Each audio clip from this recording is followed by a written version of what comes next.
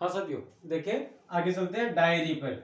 Diary हमारा तीसरा sorry, report आज देख लिया हमने, यात्रा वृत्तांत। अभी हमें डायरी देख रहे हैं। तो डायरी क्या है? डायरी प्रतिदिन जो जो घटनाएं घटित हुई अथवा किसी मनुष्य ने जो जो कार्य किए, वह कार्य किसी एक रजिस्टर अथवा किसी एक डायरी में इंद्राज करना ही डायरी लेखन कहलाता है। इस डायरी लेखन को हिंदी भाषा में यदि हम बात करें तो दैनंदिनी कहा जाता है। क्या कहा जाता है?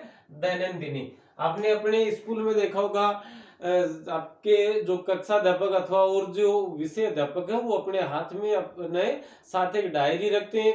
जो पाठ आपको आज पढ़ाया उसके पश्चात कल उनकी क्या योजना है, कल वो क्या पढ़ाएंगे आपको, इसके बारे में अपनी डायरी में एक छोटा सा संकेत वो लिख दिया करते हैं। और वह संकेत बाद में अपने प्रिंसिपल साहब से और वो वेरीफाई करवाते हैं, सिग्नेचर वहां करवा के लाते हैं। तो वह एक दैनंदिनी भी मानी जाती है। दैनंदिनी भी उसे कहा जाता है, मतलब प्रतिदिन का लेखा जोखा। तो हम इसकी परिभाषा के रूप में देखेंगे कि प्रतिदिन की घटनाओं और कार्यों का लेखा जोखा या विवरण लेखन ही, मतलब विवरण को लिखना ही डायरी लेखन कहलाता है। किसी जमाने में थोड़े सालों पहले की यदि हम बात करें तो व्यापारी वर्ग जो है वो इसे बही लेखन के नाम से जानते थे। और राजकीय जो कार्यालय है, और राजकीय कार्यालय में सबसे पहले हम सबसे प्रधान कार्यालय की यदि हम बात करें तो जो पुलिस स्टेशन है अथवा पुलिस थाना है, वहां रोजनामचा नाम से एक अलग ही रजिस्टर वो संधारित करते हैं कि कानून व्यवस्था बनाए रखने के लिए इस थाने के अधीन आने वाले गांवों में किस किस प्रकार की किन कोई यदि प्रिय अथवा अप्रिय घटना सुनी गई और उसके बाद थाने का जो स्टाफ है उस स्टाफ के द्वारा क्या क्या कार्य किया गया, हो सकता है कोई घटना हुई हो अथवा नहीं हुई हो। यदि घटना किसी प्रकार की नहीं भी घटित हुई है तो भी, और पुलिस अधिकारी और उनके जो मातहत कांस्टेबल इत्यादि हैं उनके द्वारा क्या क्या कार्य संपादित किए गए, उन सब का विवरण वहां लिखा जाता है। तो उसे रोजनामचा भी कहा जाता है। डायरी के वर्गीकरण या डायरी के जो प्रकार हैं उन्हें कुल मिलाकर 4 भागों में बांटा गया है। एक तो व्यक्तिगत डायरी। वह व्यक्तिगत डायरी जो है वह निजी डायरी कहलाती है। यह है जैसे मैं स्कूल से घर आ गया, घर आने के पश्चात और स्कूल वाली जो बात है वो है जो दैनिक बातें वो शामिल न करके यदि कोई अलग से कोई विशेष घटना ऐसी जिंदगी की आई कि उसका उल्लेख किया जाना जरूरी है, एक तो वो। इसके अलावा राष्ट्रीय, अंतर्राष्ट्रीय और राज्य स्तर की यदि कोई बहुत अच्छी घटना या बहुत खराब घटना यदि कहीं घटित हुई है तो उसका उल्लेख भी हम अपने डायरी में कर सकते हैं। तो एक तो व्यक्तिगत अथवा निजी डायरी, उसके पश्चात होती है कि वास्तविक डायरी। वास्तविक डायरी साथियों वो है जो हम अपने विद्यालय में अपने अध्यापकों के हाथ में या अध्यापकों के द्वारा जो रोज भरते हुए देखते हैं उसे वास्तविक डायरी कहते हैं। वो वास्तव में डायरी है। इसके बाद में काल्पनिक डायरी, कल्पना के आधार पर, और एक साहित्यिक डायरी। जो साहित्यकार हैं वे जिन पुस्तकों को पढ़ते हैं उन पुस्तकों से महत्वपूर्ण बिंदुओं के बारे में अपने डायरी में नोट कर लेते हैं। अथवा यदि कोई लेखक या कोई कवि इत्यादि है तो वो कवि चलते चलते उनके दिमाग में यदि कोई दो बातें भी आ जाती हैं तो उन्हें लगता है कि महत्वपूर्ण और कभी हमारे काम में आएंगी, तो वो बातें वो अपने डायरी में लिख दिया करते हैं तारीख सहित है। उसमें तारीख, तिथि और वार दोनों शामिल होते हैं, इसलिए उसे साहित्यिक डायरी के नाम से भी जानते हैं। तिथि और वार जो है वो इन चारों में ही शामिल होते हैं, वास्तविक में, काल्पनिक में और साहित्यिक और व्यक्तिगत डायरी में। अब आती है डायरी की विशेषता क्या है। तो डायरी की 4-5 विशेषताएं होती है। यदि हम इस वास्तविक डायरी को छोड़ दें उसके पश्चात जो 3 प्रकार की डायरियां हैं वो सभी डायरियां गोपनीय होती हैं, वो गुप्त होती है। जहां तक मेरा मानना है उस डायरी का लेखक अपने बीवी बच्चों को भी और वो डायरी शायद ही कभी पढ़ने देते होंगे। हाँ, वो उनकी मृत्यु के पश्चात अथवा उन जब वो इस स्थिति में पहुंच जाते हैं कि वो उसका ना तो विरोध कर पाए और ना उनसे छीना झपटी कर पाए, तब भले पढ़ ले उनके घर वाले, अन्यथा वो इस प्रकार से छिपा कर उसे रखते हैं।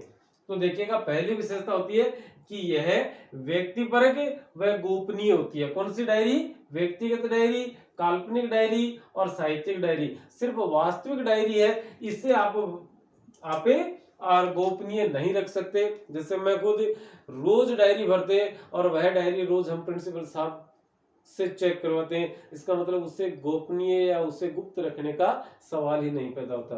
दूसरा है कि डायरी लेखक डायरी में तात्कालिक संवेदनाओं का इंद्राज करता है। यदि उसे किसी बात पर गुस्सा आया है, इस डायरी को छोड़कर ये व्यक्तिगत डायरी की हम यदि बात करें, यदि उसे किसी बात पर गुस्सा है तो उसकी भाषा के जो शब्द वह डायरी में इस्तेमाल करेगा, उन शब्दों में गुस्से की झलक मिलेगी। यदि उसे प्यार से वह कोई बात लिख कर रहा है तो वह प्यार भरे शब्दों में और वहां इंद्राज करेगा। यदि किसी बात की उसे खुशी है या कोई सुख की प्राप्ति हुई है, आपका रिजल्ट आया 12वीं कक्षा का और रिजल्ट आया तो अप्रत्याशित रिजल्ट आया, जिसकी आशा भी आपने नहीं की थी, उतने प्रतिशत आपके अंक बने तो आप बड़े खुश हैं, तो आप अपने डायरी में लिख सकते हैं। आप उसके बाद आपने अपने जो गुरुजन है, घर के आस पड़ोस के माता पिता चाचा तो सब है, उन सबको और उसका श्रेय देंगे कि उन सब ने मेरी मदद की, और वही रिजल्ट अप्रत्याशित रह जाता है जिसकी आशा भी आपने नहीं की थी, उससे बहुत कम यदि प्रतिशत है, मैं चाहता हूं कि नहीं है, लेकिन गलती से यदि आ जाते हैं तो आपका मन दुखी होगा। और उस दुख की स्थिति में आप अपने गुरुजनों, माता पिता या उस समय का जो माहौल, आपके चारों तरफ के जो पड़ोसी, दोस्त, मित्रगण जो भी थे, उन सबको कहीं ना कहीं आप कोस रहे होते हैं कि यदि ये इन्होंने सही पढ़ाया होता, माता पिता ने सही सुविधाएं दी होती, सही टाइम पे ट्यूशन लगवाया होता, ये कोरोना नहीं आता, ये लॉकडाउन नहीं होता, तो मेरे नंबर इससे और ज्यादा अच्छे बन सकते थे। तो इस प्रकार से वह तात्कालिक संवेदनाएं लिखते समय, अभी लिखने बैठे रात के यदि 9:30 बजे और 9:30 बजे वह लिखना शुरू कर रहा है और उसके मन में जो विचार है वह उन्हीं विचारों को प्रकट करने वाले शब्द जो है उनकी झलक आपको उस डायरी लेखन में मिल जाएगी। हो सकता है खुश है, दुख में है, गुस्से में है, प्यार में, सब बातें। डायरी लेखक है वह घटना के प्रति अपने मत को अभिव्यक्त करता है। हो सकता है कोई बात उन्हें अच्छी लगी हो या नहीं लगी हो, वह व्यक्ति विशेष, वह डायरी लेखक उस बात के बारे में क्या सोचता है, वह अपने डायरी में, यदि डायरी लिखने का वह आदी है, डायरी लिखने का शौकीन है या वह डायरी लिखता है, तो उसमें वही बात लिखेगा कि अमुक विषय के बारे में उस व्यक्ति विशेष के क्या विचार हैं। डायरी लेखक आत्मीय गुणों व प्रवृत्तियों को अभिव्यक्त करता है। उस व्यक्ति विशेष में की जो आत्मीय गुण है या उसके जो व्यक्तिगत गुण है, उन गुणों को और उनकी अपनी प्रवृत्तियों को वह अपनी डायरी में इंद्राज करता है अथवा अभिव्यक्त करता है। डायरी लेखक हर दम, हर वक्त भविष्य के प्रति सकारात्मक रवैया रखता है। वह यदि हम बात कर रहे थे यहाँ, यदि कम प्रतिशत आने वाली, तो डायरी लेखक उसमें इस बात को जरूर मेंशन करेगा, जरूर उल्लेख करेगा कि इस बार जरूर कम नंबर बने, लेकिन मैं अगले वर्ष और ज्यादा मेहनत करूंगा और इससे अच्छा रिजल्ट लाकर दिखाऊंगा। तो कहीं ना कहीं वो हर बार सकारात्मक सोचता, ये नहीं सोच लिखेगा कभी भी कि मैं अगले वर्ष और इससे भी कम नंबर लेके आऊंगा, नहीं लिख सकता कभी भी। और वह डायरी के माध्यम से स्व मूल्यांकन भी करता है। डायरी पढ़ेगा, डायरी जैसे मान लो आज की डायरी लिखी हुई वह 2, 3, 4 साल बाद पढ़ता है, और वह 2, 3, 4 साल बाद जब उसे पढ़ेगा तो उस पर उसे उस डायरी के उन पन्नों में उसके जो खुद के व्यक्तित्व की छाप पड़ी हुई है, उसे पढ़कर हंसी भी आएगी, और उसके पश्चात उसे वह मन ही मन एक निश्चय जरूर करेगा कि यार ऐसी गलती भी मैं करता था, चलो भविष्य में इस प्रकार की गलतियों का दोहराने नहीं करेंगे। तो इस प्रकार से, और उसके अंदर यदि कोई अवगुण था इस प्रकार का, तो वह उस अवगुण को और त्याग देगा, उससे दूर निकलता चला जाएगा। तो इस प्रकार से व्यक्ति या डायरी का जो लेखक है वह अपनी डायरी के माध्यम से खुद का मूल्यांकन भी करता है। तो चलो आगे बढ़ते हैं संदर्भ ग्रंथ की महत्ता पर।